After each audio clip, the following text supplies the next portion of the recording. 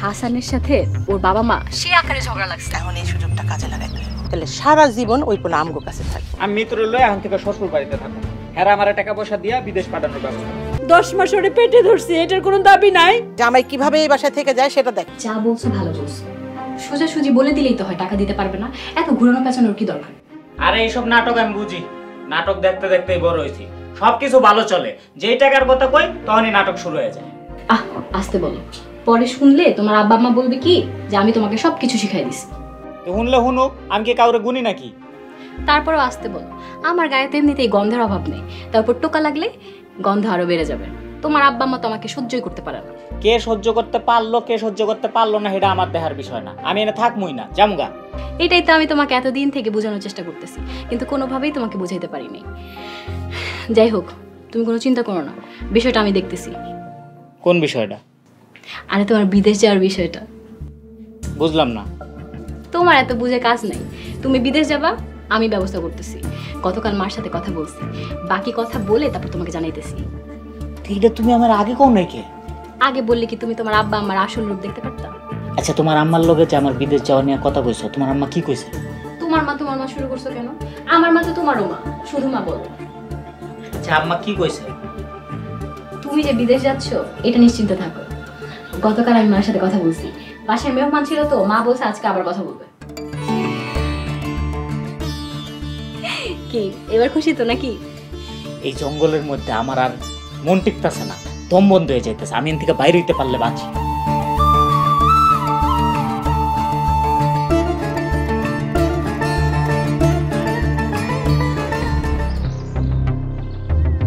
Hello মা, কাজ তো হয়ে গেছে। কি হয়েছে রে?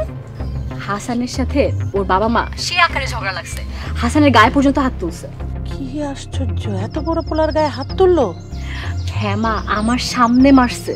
শোন, এটাই কিন্তু সুযোগ, এখন এই সুযোগটা কাজে লাগাইতে হবে, তাড়াতাড়ি গিয়া এই সুযোগটা কাজে লাগা। আচ্ছা মা, কিভাবে কি বলবো, তুমি আরেকবার একটু বুঝায় বলো না। আরে আমার এই বোকা মাইটা নিয়ে আমি আর পারি না। আচ্ছা শোন, তোর বুদ্ধি শুদ্ধি কবে হইব? হ্যাঁ কত? উফ মা, এখন এত কথা বলো না তো, তুমি তাড়াতাড়ি করে বলো। আবার কে না কে কখন চলে আসে, বলো বলো। শোন, অগপোলার পিছনে আমাকে টাকা পয়সা খরচ করে কি লাভ? হ্যাঁ ক তুই। আর যদি টাকা পয়সা খরচ করতে হয় তাহলে সারা জীবন ওই পোলা আমগো কাছে থাকবো, বুঝছো? আচ্ছা ঠিক আছে। ওই হাসান কি কয় সেগুলা কিন্তু ফোন করে আমার আবার পরে জানাবি, ঠিক আছে? বলবো না। আর তুমি কিন্তু আজকেই টাকাটা পাঠিয়ে দিবা। আচ্ছা ঠিক আছে, তুই চিন্তা করিস না, আমি 2-1 দিনের মধ্যে টাকাটা পাঠাই দিন তোরে। মা, 1-2 দিনের ভিতর ব্যবস্থা করলে হবে না, যা করার মাঠ গরম থাকতে থাকতেই করতে হবে। আজকে কোনোভাবে টাকাটা তার হাতে বুঝাই দিতে পারলেই সব ঝামেলা শেষ। ঠিক আছে, আমি ব্যবস্থা করতেছি, তুই রাখ।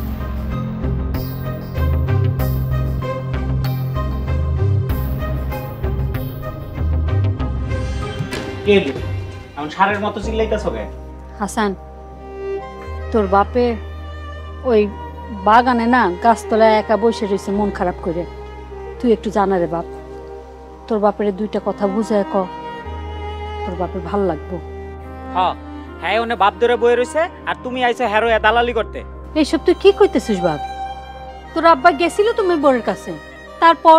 আমার এইসব শুনানো লাগবো না তোমা, এইসব না আমার মুখস্থ, এটা আমি জানি বুঝি। হাসানের মা, তুমি আর একটা কথাও কইও না, ওর যা মন চাইয়ে তাই করুক। তুই এই ভিটা বাড়ি বেচা যা খুশি তাই কর, যা। তোমার মনে হয় আমি এখনো তোমাকে টেকার আসে আ করে বই রইছি? মিতু, ব্যাগ গুছানো হয়েছে? তাড়াতাড়ি বাইরে হও। ভাইয়া ব্যাগ গুছায় তোমরা কই যাইবা? কই যাবো হেটা জানি না, তোর কি লাভ? ভাইয়া তুমি আমগরে ছেড়ে চলে গেলে আমরা থাকবো কেমনে? দেখ, একদম ন্যাকামি মার্কা কথাবার্তা কবি না। বাপ মায় তোর আগের মাথায় কত কি কয় বাপ, তাই বলে তুই রাগ করে বাড়ি ছেড়ে চলেই যাবি? এই বাড়িতে আমার আর এক মুহূর্ত থাকতে ইচ্ছা করতেছে না, আমার দম বন্ধ হয়ে আইতাছে। আমি মিত্র লয়ে এখন থেকে শ্বশুর বাড়িতে থাকবো, হেরা আমার টাকা পয়সা দিয়া বিদেশ পাঠানোর ব্যবস্থা করতেছে।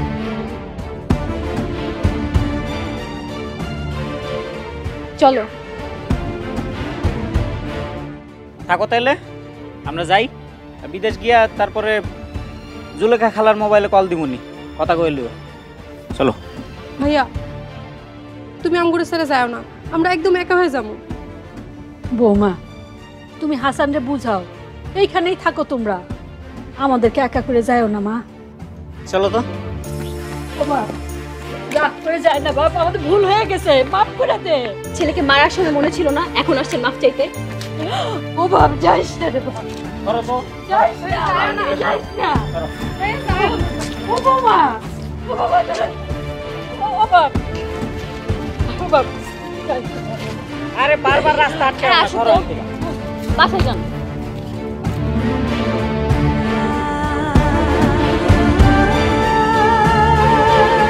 পোলাটারে দেহার লেগা মনটা ছটফট করতেছে, তাই খুশিতে কান্দাছি। ও এই কথা, আমি তো আজকে 2-3 রাত তো ঘুমাইতেই পারি না, খালি মনে হয় কখন এই দিনটা আইব।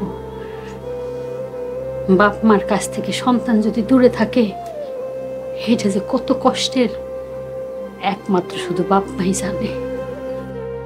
আরে তুমিও যদি কান্দাছো, এমনকি কান্নাকাটি করার সময়, যাও তাড়াতাড়ি গিয়ে রান্না করো। ও যাইতাছি।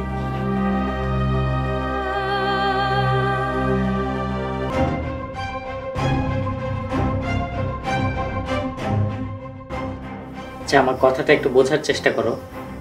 কোনো কথা বলবো না আমার সাথে। আমি তো তোমাকে এখানে জোর করে নিয়ে আসছি, তাই না? তোমার তো এখানে আসার কোনো ইচ্ছাই ছিল না। এভাবে কেন বলতেছো? আমি তো মাকে বললাম যে তুমি ফোন করেছিলে, এই জন্য এই বাড়ি থেকে একটু ঘুরে গেলাম। দেখো, তোমাকে আমি সাফ সাফ একটা কথা বলে রাখতেছি, আমি তোমার সাথে তোমাদের বাড়িতে গিয়ে থাকতে পারবো না। হ্যাঁ, সেটা তো তুমি আমাকে আগেই বলেছো। আর তাছাড়া আমি বিদেশ যাওয়ার পরে তো তুমি এই বাড়িতেই ছিলে। এখন তুমিও এখানেই থাকবে, কি দরকার ওই ভাঙা ঘরে যাওয়ার? কি আছে ওখানে? না, তোমার কথা ঠিক আছে, কিন্তু তারপরেও চলো 2-4 দিনের জন্য অন্তত একটু ঘুরে আসি। তোমার দরকার হলে তুমি যাবে, আমাকে যাওয়ার কথা বলবে না। তোমার মা আর বোন আমাকে মিলে আসে রান্না শেখাতে, আবার বলে কি না রান্না না জানলে সংসার চালাবো কিভাবে। মা তো এভাবে বলেনি। মা বলেছে যে সংসার চালাতে হলে রান্না বান্না শিখে নিতে হবে, সেটা 2 দিন আগে হোক আর 10 দিন পরে হোক। শোনো, আমার কোনো শখ নাই তোমার বাড়িতে গিয়ে রান্না বান্না শেখার, আবার রান্না বান্না করার। আমার বাবার তো কম নাই, তোমাকে সারা জীবন বসায় খাওয়াইতে পারবে। তাহলে তোমার আবার এত কিসের টেনশন? আচ্ছা ঠিক আছে, আমি একটু ভেবে দেখি কি করা যায়। আচ্ছা এই শোনো না, তুমি না আমাকে বলছিলা যে তুমি বিদেশ থেকে আসার পর আমার সাথে আমাদের বাড়িতে থাকবা। কি ব্যাপার, কথা বলছো না কেন? আমি কিন্তু এখন আবার রাগ করব। আচ্ছা, রাগ করতে হবে না, থাক, আমি থাকবো। এই তো আমার লক্ষ্মী জামাই। আচ্ছা শোনো, এখন থেকে তোমার যা যা লাগবে তুমি আমার বাবাকে বলবা, ঠিক আছে? এখন একটা হাসো, আরেকটা হাসো।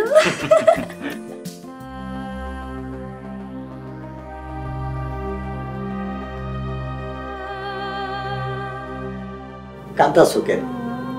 কানলে কি তোমার পোলা ফেরত আইবো? কি অপরাধ ছিল আমাদের? এতদিন পর ছেলেটা দেশে আসলো, একটা নজর ওর মুখখানা দেখতে পারলাম না, 2টা মুখে ভাত তুলে খাওয়াইতেও পারলাম না। আমরা তো আমাকে পোলার জন্য কিছুই করতে পারি নাই। তার শ্বশুর কত টাকা পয়সা খরচ করে বিদেশ পাঠাইছে, তারপর তো একটা দাবি আছে নাকি?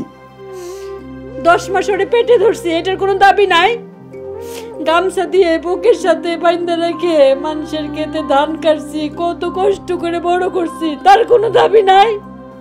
তুমি যদি এইভাবে ভাঙ্গা পড়ো, এইভাবে কান্নাকাটি করো, পাশের ঘরে মেয়েটা তো শুনলে ও ভাঙ্গা পড়বো। ছেলেটার জন্য আমার বুকের ভিতরটা ছটফট করতেছে, আমি ওরে না দেখে থাকতে পারতেছি না। আমাকে বলা বড় হয়েছে, ওরও তো একটা স্বাধীনতা আছে। ওর সেই দিন মন চায় আমাকে দেখতে, ও সেই দিনই আমাকে বাড়িতে আইব। আগের মতো যদি না আসে আমাকে এখানে, তাহলে আমি ওরে না দেখে কেমনে করে বাসুম? আল্লাহ পাক কপালে যা লেখা রাখছে তাই হইব। কাইন্দ না হাসানের মা। আপনার কি মাথা খারাপ হয়ে গেছে? হ্যাঁ, মিতু কালকে কি বলছে আপনি শুনেন নাই?